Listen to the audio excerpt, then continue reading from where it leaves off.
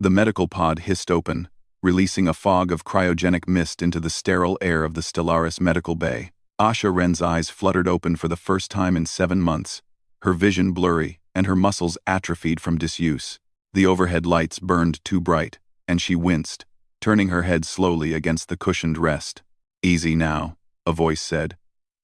Dr. Yenna, the ship's chief medical officer, leaned into view. "Your body needs time to adjust. You've been under for quite a while." Asha's throat felt like sandpaper. "How long?" 7 months, 3 days, Yenna replied, checking the vitals display hovering beside the pod. "You're lucky to be alive, Wren. That krill venom should have killed you within minutes." Memories flooded back in fragments. The colony on Arcturus 4. The attack. The small, terrified creature cowering behind crates as the Krell hunters closed in. Asha had acted on instinct, throwing herself between the predators and their prey. She remembered the searing pain as venomous claws raked across her chest, the sensation of falling, and then nothing. "The cub," Asha croaked. "Is he alive and well?" Yenna assured her with a slight smile. "Thanks to you. Though he's not much of a cub anymore." Over the following weeks, Asha underwent intensive physical therapy. Her muscles had to relearn movement. Her lungs had to remember how to draw full breaths without assistance. The other crew members visited occasionally, offering words of encouragement, but she noticed something peculiar. Whenever they mentioned the Varani, the species that the cub belonged to, they exchanged meaningful glances. The Varani were a relatively unknown species, humanoid but covered in fine, iridescent fur that shifted colors with their emotions. They possessed remarkable strength and agility, and their society valued honor and memory above all else. The colony on Arcturus 4 had been one of the first joint human-Varani settlements, an experiment in interspecies cooperation. It was on her 23rd day of recovery that Asha finally received an unexpected visitor. The door to her rehabilitation room slid open, and a figure stepped through that made Asha's breath catch. He stood nearly 7 feet tall, his shoulders broad and powerful. Iridescent fur covered his body, currently shimmering between deep blue and silver. His eyes, those unmistakable amber eyes, locked onto hers with an intensity that sent a shiver down her spine. "Rivi," Asha whispered, disbelieving. The Varani's ears twitched forward, and his fur rippled with golden warmth. When he spoke, his voice was deep and resonant, nothing like the frightened chirps of the cub she remembered. "Asha Wren, you remember my name?" "Of course I do," she said, struggling to sit up straighter in her chair. "But you were so small. How did you—" "Hard. You were so small. Varani young grow rapidly when we survive our first blood trial," Rivi explained, moving closer with cautious grace. "The Krell attack was mine. You saved my life, and in doing so, triggered my maturation cycle." He knelt beside her chair, bringing himself closer to her eye level. "For 7 months, I have waited for this moment." Asha reached out tentatively, and Rivi didn't flinch.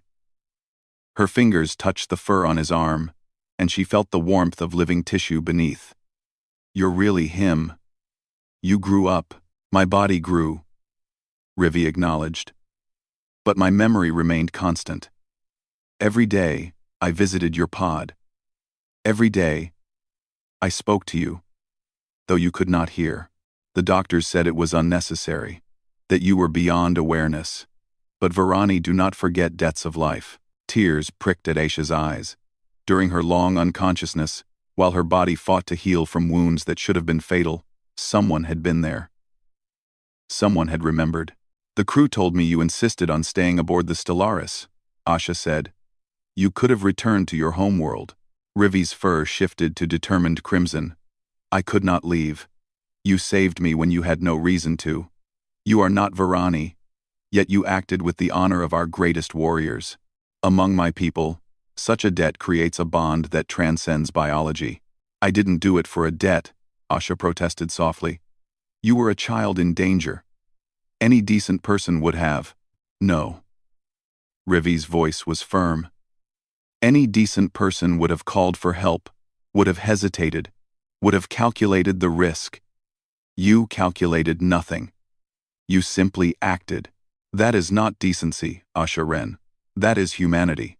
The word hung in the air between them, weighted with meaning. Humanity, the quality that had made humans simultaneously feared and respected throughout the galaxy.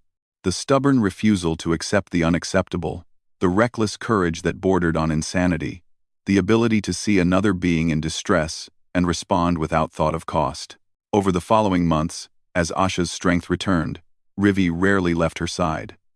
He became her unofficial assistant during physical therapy, his Varani strength making him the perfect training partner. He shared stories of his people, of Varani culture, and their complex honor codes. In return, Asha told him about Earth, about humanity's long climb from a single planet to the stars. Your species puzzles the galaxy, Rivi said one evening as they sat in the observation deck, watching the stars streak past. You possess no natural armor, no venomous defenses, no superior strength, yet wherever humans go, change follows. Asha smiled. We're stubborn, and maybe a little crazy. More than a little, Rivi agreed, his fur rippling with amusement. But that is why I owe you more than my life. You taught me that honor is not about following codes written by ancestors. It is about choosing, in a single moment, to be better than survival demands. He turned to face her fully, his amber eyes serious. The Varani Council has asked me to serve as ambassador to human space. I accepted, but only if you would consent to serve beside me. You saved a cub once. Now that cub, grown, asks you to help him build bridges between our peoples. Asha looked at Rivi, no longer the terrified youngster she'd shielded with her own body, but a powerful adult who had chosen to dedicate his life to honoring what she represented, not her personally, but what humanity could be at its best. I'd be honored, she said quietly.